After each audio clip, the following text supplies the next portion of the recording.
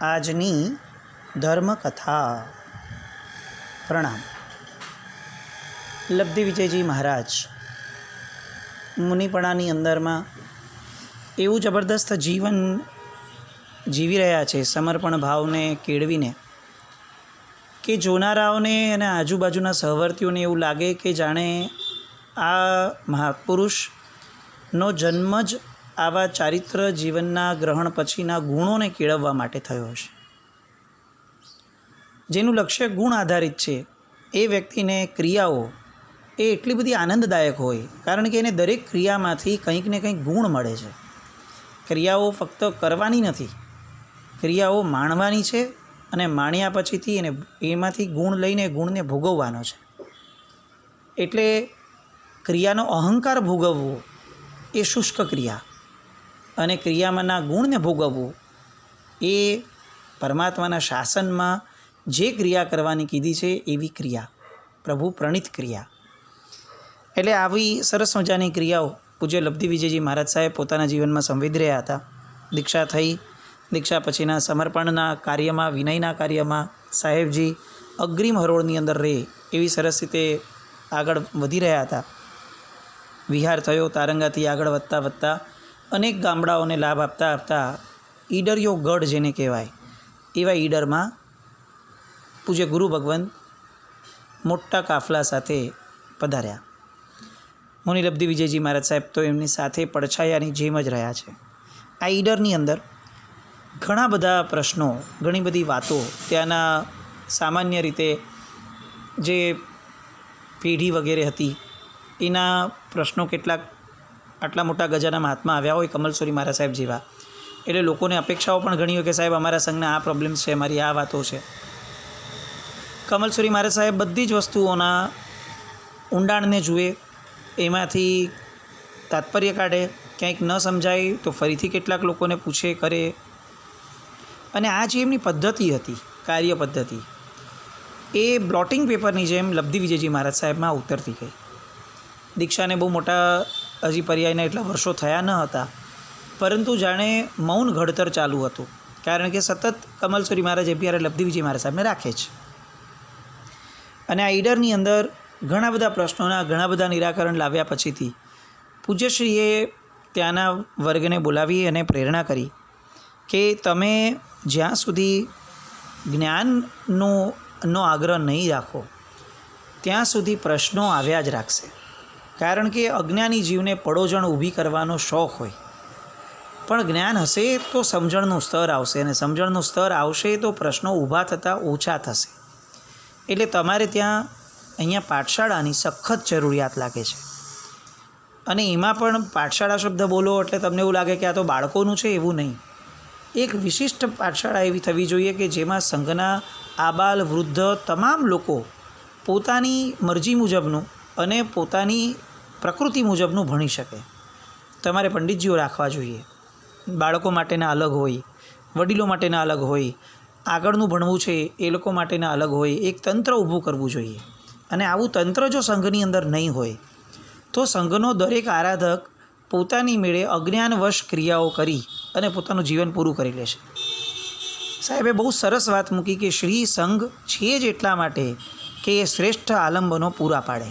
સંઘકીય જે વ્યવસ્થા પ્રભુ મૂકીને ગયા છે એ એટલા માટે જ છે કે વ્યક્તિગત કાર્યોમાં માણસ ઊણો પડે, પણ જ્યારે સંગઠન છે, સંઘ છે, દીર્ઘદ્રષ્ટા લોકો ભેગા થયા છે, અને એટલે જ સંઘના મોવડીઓમાં બીજા બધા ગુણોને સેકન્ડ નંબર પર રાખી અને દીર્ઘદ્રષ્ટા આ સૌથી પહેલી પ્રાયોરિટીમાં મૂક્યા. સંઘને આરાધના કરાવવા માટેનું વિઝન જેની પાસે છે એવા વ્યક્તિઓને મોટા કરવા જોઈએ, કારણ કે આરાધના કરાવવા માટે આવા તંત્રનું નિર્માણ થયું છે. લબ્ધિ વિજયજી મહારાજ સાહેબ એ પણ આ બધું જ જોઈ રહ્યા છે, ક્યાંક ને ક્યાંક પોતે પણ જ્યાં શક્યતા લાગે ત્યાં ઇન્વોલ્વ થઈ રહ્યા છે. અને કમલસુરી મહારાજ સાહેબે બધાને પ્રેરણા કરી, લોકોએ ઝીલી, લોકો સમજ્યા કે આ વાત ખરેખર કેટલી યથાર્થ છે. અને સંઘના લોકોના પ્રયત્નોના કારણે શ્રી આત્માનંદ જૈન સભા નામની એક સંસ્થાની ત્યાં સ્થાપના થઈ, જેના અંડરમાં ઘણા બધા કાર્યો, એસ્પેશિયલી જ્ઞાનના વિનિયોગના કાર્યો, એ બધા કાર્યો ઈડરમાં શરૂ થયા. ઈડરનું એ રોકાણ એ લબ્ધિવિજય મહારાજ સાહેબ માટે બહુ મહત્ત્વનું હતું. કારણ કે કમલસુરી મહારાજ સાહેબ દરેક જગ્યાઓએ, પછી એ પંડિતજીઓ હોય કે ગમે તે હોય, દરેક જગ્યાઓએ લબ્ધિવિજય મહારાજ સાહેબને સતત સહવાસમાં રાખી અને જાણીને ટ્રેન એમને કરવા છે એ રીતે એમની ઉપર ફોકસ કરી અને ધ્યાન આપતા, એમના ઓબ્ઝર્વેશનની અંદર હતા. અને એના કારણે લબ્ધિવિજય મહારાજ સાહેબનો બહુ જ મોટો વિકાસ આ ઈડરની અંદર થયો એવું આપણે ચોક્કસપણે કહી શકીએ શરૂઆતના વર્ષોમાં. ત્યારબાદ ત્યાંથી કુંભારિયાજીનો ચરીપાલિત સંઘ નક્કી થયો. કુંભારિયાજી એક બહુ અદ્ભુત તીર્થ, કદાચ આપણા કેટલાક લોકોથી ઉત્તર ગુજરાતના કેટલાક તીર્થો વગેરે અથવા રાજસ્થાન તરફના તીર્થો વગેરે એ આપણે થોડા ઉપેક્ષિત રહ્યા છે સામાન્ય પ્રવાહથી, પરંતુ આ તીર્થ એટલું બધું રમણીય, એટલું બધું સુંદર અને એટલા જબરદસ્ત નયનરમ્ય ભગવાન બધા. એટલે કમલસુરી મહારાજ સાહેબને જ ઈચ્છા થઈ કે આપણે કુંભારિયાજી જવું છે, અને એમની ઈચ્છાનો પ્રતિબિંબ પડતા લોકોએ ચરીપાલિત સંઘનો નિર્ધાર કર્યો અને કુંભારિયાજી તીર્થો આદિમાં રોકાણ કરીને સરસ મજાના પ્રભુને માણ્યા. ત્યાંથી તરત ઉત્તર ગુજરાત તરફના વિહાર કરતાં માણસા વગેરે તીર્થો, એમની કર્મભૂમિ, એ બધી જગ્યાએ થતાં કપડવંજ પધાર્યા. હવે એક ઘટના લબ્ધિવિજયજી મહારાજ સાહેબના જીવનની બહુ અગત્યની જે હતી, એ ઘટના એવી રીતે હતી કે જ્યારે એ લોકો વિહાર કરતા હતા ત્યારે રસ્તામાં ક્યાંય કમલસુરી મહારાજ સાહેબ વિહારના કારણે થોડા શ્રમિત થતા, અને શ્રમિત થઈ જવાના કારણે જ્યારે કોઈ એમ પૂછે કે સાહેબ હવે પ્રવચન કે સત્સંગ આપો, તો ત્યારે એમણે લબ્ધિવિજય મહારાજ સાહેબને એમણે પ્રવચન આપવા માટે આદેશ કર્યો. આટલા વર્ષની અંદર ઘડતર તો જબરદસ્ત થયું છે, એટલે પોતાને જે કમલસુરી મહારાજને આત્મવિશ્વાસ આવવો જોઈએ એ પરફેક્ટ આવીને બેઠો છે. એટલે હવે એમણે નિર્ણય કર્યો કે લબ્ધિવિજયજી તમે હવે પ્રવચન આપશો. એ લોકોને પણ કહી દે કે તમે આમની પાસે પ્રવચન તમારે સાંભળવાનું. લબ્ધિવિજયજી મહારાજ સાહેબ માટે એમનું જે અંદરનું તંત્ર હતું, એ તંત્ર પ્રમાણે જોવા જઈએ તો પ્રવચન આપવું અથવા પ્રવચન ન આપવું, આ બેમાંથી એક પણ ઘટનાનું મહત્ત્વ ન હતું.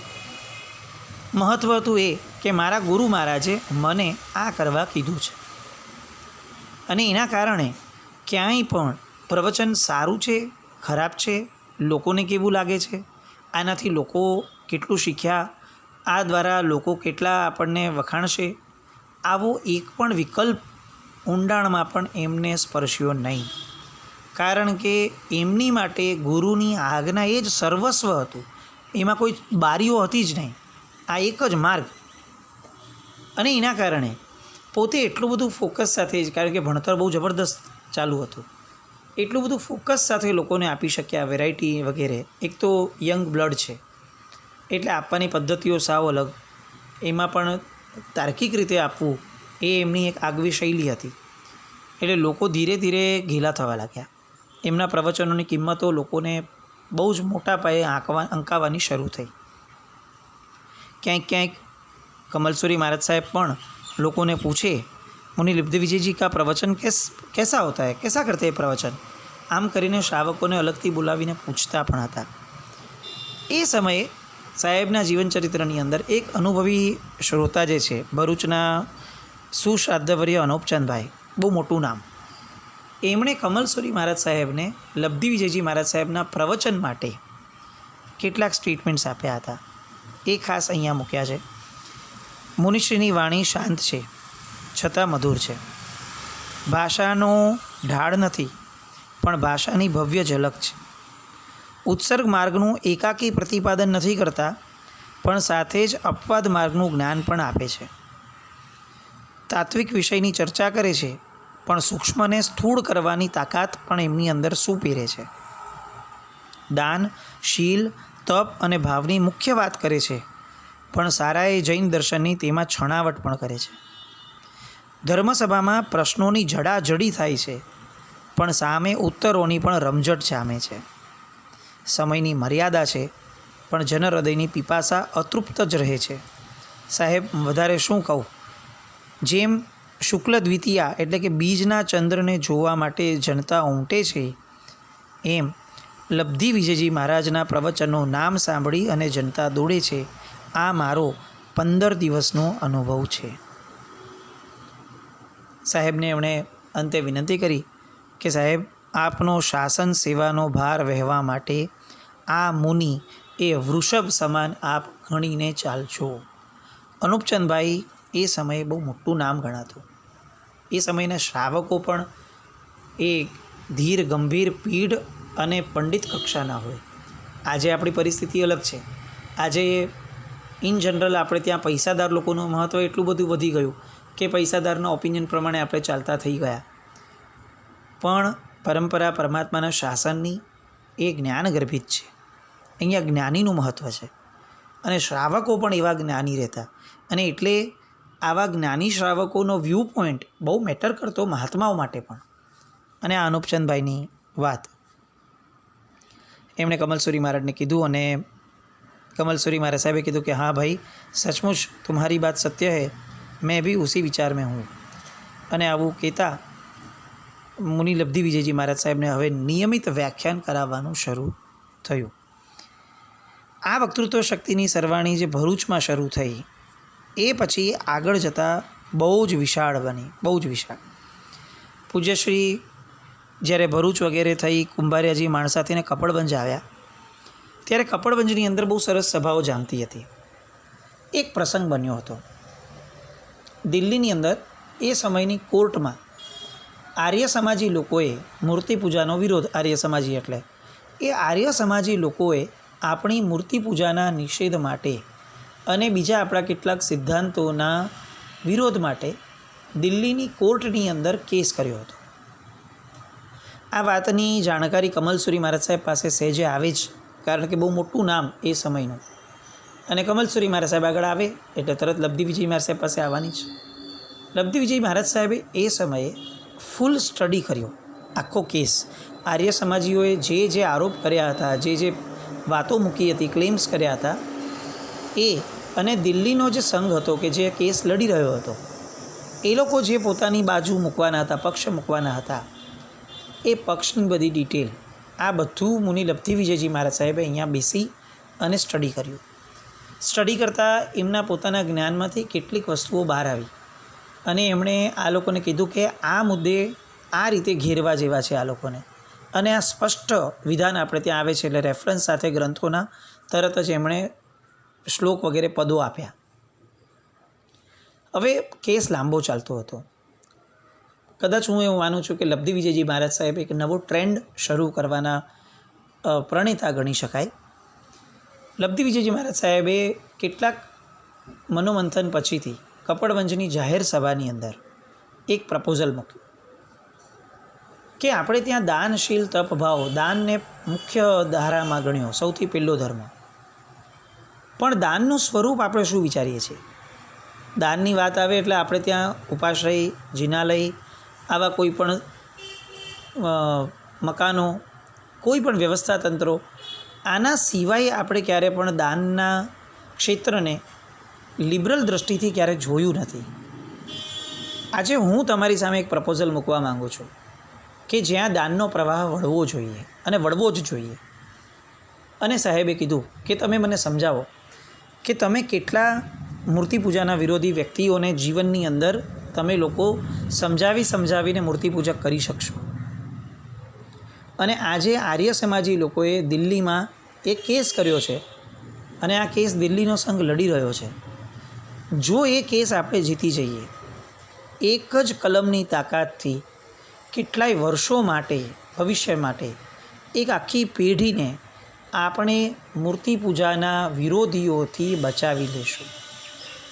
કેટલાય લોકોની શ્રદ્ધાઓ ઉપર ઘા થતાં અટકી જશે અને કેટલાય લોકો ભોંઠા પડી જશે અને ભવિષ્યમાં જૈન સંઘ સામે આંગળી ચીંધતા પહેલાં 100 વાર વિચાર કરશે. હવે તમે મને કહો કે દાનનો પ્રવાહ આ દિશામાં કેમ ન વળાય? સભાની અંદર પ્રશ્ન થયો. લોકો સ્તબ્ધ હતા. કદાચ પહેલી વાર આવું વિચારનું પ્રપોઝલ એમની સામે આવ્યું કે આને પણ દાન કહી શકાય. કોર્ટમાં કેસ લડવો એ કઈ રીતે દાનના ક્ષેત્રમાં આવે? એ તો કોર્ટવાળાને પૈસા આપવાના, વકીલોની ફીસ છે, એને દાનના પ્રવાહમાં કેવી રીતે ગણાય? આવા પ્રશ્નો પણ થયા. પણ લબ્ધિ વિજયજી મહારાજ એ એક નવો યુગ પ્રવર્તાવવા માટે જ કદાચ ઈશ્વરની કૃપાથી અહીં પધાર્યા હતા. અને સાહેબે બહુ લોજિકલી દરેક પ્રશ્નોના જવાબ આપ્યા કે તમે કેમ વ્યક્તિગત છૂટક વસ્તુઓને જ તમે વ્યવસાય માનો છો. તમે હોલસેલરને શું કહેશો? રિટેલર ચોક્કસ જરૂરી છે, પણ અંતે તો એની આગળ આવ્યું ક્યાંથી? હોલસેલર પાસેથી. તો હોલસેલમાં આટલું મોટું કામ અગર કોર્ટના એક ચુકાદાથી થવાનું હોય તો કેમ આપણે એ દિશામાં દાનનો પ્રવાહ ન વાળીએ? કપડવંજની અંદર આ એક બહુ મહત્ત્વની વાત થઈ. આજે પણ આપણા અતિ ભણેલા ગણેલા સમાજને આ એક વસ્તુ હજી પણ કેટલી જચે છે ને કેટલી ખૂંચે છે એ પ્રશ્ન છે. બકરી ઈદ વગેરે આવશે અને આપણે લોકો ધડાધડ એક બકરીઓને બચાવવા માટે કૂદી પડશું. એવા સમયે કોર્ટના ચુકાદાઓ લઈ એક જ નિર્ણયથી હજારો લાખો, કદાચ એનાથી વધારે એને બચાવી શકાતા હોય તો પણ આપણે ક્યાંક ને ક્યાંક જીવદયાના ક્ષેત્રમાં કોર્ટના કેસોથી દૂર જ રહ્યા છીએ એ હકીકત છે. ભલે સર્વથા આપણે એના વિરોધી છીએ એવી કોઈ વાત નથી, પણ એટલું ચોક્કસ છે કે કેટલાકના મગજમાં આ વસ્તુ હજી પણ મોટા પાયે સંઘના લેવલ ઉપર બેસતી નથી. લબ્ધિ વિજયજી મહારાજ, એમને ચોક્કસપણે આપણે વાંચવા જોઈએ. એમને આ બધી વસ્તુઓને આપણે સમજવા જોઈએ કે સંઘના કેટલાક પ્રશ્નો અગર કોર્ટમાં ગયા છે અને એ કોર્ટના ચુકાદાઓ ભવિષ્યની પેઢી માટે બહુ મહત્ત્વના છે, તો ભવિષ્યના પેઢીનું નિર્માણ એ 7 ક્ષેત્રમાંથી નહીં થાય તો ક્યાંથી થશે? 21,000 વર્ષ સુધી જે શાસન ચલાવવાનું છે તો એની માટે આ પણ એક પ્રકારનો યોગ કેમ ન ગણી શકાય? લબ્ધિ વિજયજી મહારાજનો આ પ્રયાસ કપડવંજની જનતાએ સારામાં સારી રીતે ઝીલ્યો, સારામાં સારી રીતે, અને એક બહુ સારું એવું ફંડ થયું અને લોકોને કહી અને દિલ્હી મોકલાવવાનો સાહેબે એ પ્રયાસ કર્યો. ફંડ દિલ્હી પહોંચ્યું. આ બાજુ એ જે કોર્ટમાં કેસ ચાલતો હતો એમાં પણ સાહેબના મંતવ્યો કેટલાક આગળ પહોંચ્યા અને દિલ્હીના સંઘે પણ પોતે બહુ સારી રીતે આ કેસનો સામનો કર્યો. અંતે આ કેસ દિલ્હી શ્રી સંઘ જીત્યો અને આર્ય સમાજી લોકોએ મૂર્તિ પૂજાના વિરોધ કરવાની બાબતમાં એક બહુ મોટો જે ઝંડો લઈને એ લોકો નીકળ્યા હતા, એ લોકોની બહુ મોટી હાર આ કેસના ચુકાદાથી થઈ. ઘણી બધી વસ્તુઓ આપણા હસ્તકથી આવી. હવે રહી વાત કપડવંજે મોકલેલા પૈસાની. દિલ્હીના સંઘે ઘસીને ના પાડી દીધી કે અમને આ પૈસાનો ખપ નથી, કેસ પૂરો થઈ ગયો છે, અમે આટલો ખર્ચો કરવા અમારો લોકલ સંઘ સક્ષમ હતો, અમે અમારી રીતે પૂરો લાભ લીધો છે. એટલે બહુ વિનયપૂર્વક અને બહુ બહુમાનપૂર્વક એમણે આ પૈસા અમે પાછા મોકલાવીએ છીએ, હવે અમારા ખપના નથી કારણ કે કાર્ય પૂરું થયું છે એમ કહી અને એ પૈસા કપડવંજ પાછા મોકલાવ્યા. લબ્ધિ વિજયજી મહારાજ સાહેબ આ પૈસા હવે એનું કરવું શું? લોકોને પાછા આપવા એ વિકલ્પ જ નથી. શુભ ખાતે આપણે લઈ લીધા છે. એટલે સાહેબે ત્યારે બહુ જ વિચાર કરી અને એક પેઢીનું નિર્માણ કર્યું. આજે પણ કપડવંજની અંદર મીઠાજી કલ્યાણજી પેઢી એ આજે પણ પ્રવૃત્ત છે. આ પેઢીની સ્થાપના આ જે કોર્ટમાં દિલ્હીના સંઘને જે કોર્ટમાં કેસ જીત્યો અને જે પૈસા દિલ્હીના સંઘે પાછા મોકલાવ્યા કપડવંજના, એ પૈસાથી આ પેઢીનું નિર્માણ થયું અને આ પેઢીએ ત્યારબાદ અત્યાર સુધીમાં સેંકડો જિનાલયોના જીર્ણોદ્ધાર, સેંકડો જ્ઞાન ભંડારોના જીર્ણોદ્ધાર અને સેંકડો જૈન સંઘોના કાર્યો એ આ મૂડી જે શરૂઆત થયેલી એ મૂડીને આગળ વધારતા કર્યા છે. મુનિ લબ્ધિ વિજયજી મહારાજ સાહેબનું વિઝન એ એટલું જબરદસ્ત કે આપણને ખરેખર બહુમાન થાય કે આજે પણ આપણે કેટલાક આવા વિઝનવાળા મહાપુરુષોને ઝંખીએ છીએ તો આજથી આ 80-90-100 વર્ષ પહેલાંના મહાત્મા એ આપણને તો બહુ જબરદસ્ત ઇમ્પ્રેસિવ લાગે કે ત્યારે પણ એમનામાં આટલી સુપર વિઝનની શક્તિ હતી. સાહેબ ત્યાંથી વિહાર કરી અને છાણી પધાર્યા. છાણીની અંદર સાહેબ બહુ જ જબરદસ્ત રીતે એવી રીતે ભણાવતા કે કેટલાક 5 કોષ દૂર રહેલા વડોદરાથી આગળથી આવતા કેટલાક શ્રાવકો સાહેબ પાસે વિશેષપણે આગળ ભણવા માટે અને તર્કનું જ્ઞાન લેવા માટે પણ આવતા. કેટલાક પ્રકરણના જ્ઞાન માટે પણ સાહેબને એક માઇલસ્ટોન જેવું ગણતા. આમ જ્ઞાનાભ્યાસની સાથે જ્ઞાનનો વિનિયોગ પૂજ્ય કમલસુરી મહારાજ સાહેબની નિશ્રામાં રહીને બહુ જબરદસ્ત રીતે લબ્ધિ વિજયજી મહારાજ સાહેબના જીવનમાં થઈ રહ્યો હતો. અને ત્યાં કમલસુરી મહારાજ સાહેબની એક આજ્ઞા આવી અને એ આજ્ઞાએ આ લબ્ધિ વિજયજી મહારાજ સાહેબનું આખું ક્ષેત્ર બદલાવી દીધું. કાર્યક્ષેત્ર જ બદલાઈ ગયું. હવે એ આજ્ઞા શું હતી અને એ આજ્ઞા થકી કોને ફાયદો હાઈએસ્ટ થયો એ આપણે આવતીકાલે જોઈએ. જીન આજ્ઞા વિરુદ્ધ કંઈ પણ બોલાયું હોય તો મિચ્છામિ દુક્કડમ જૈનમ જયતિ શાસનમ.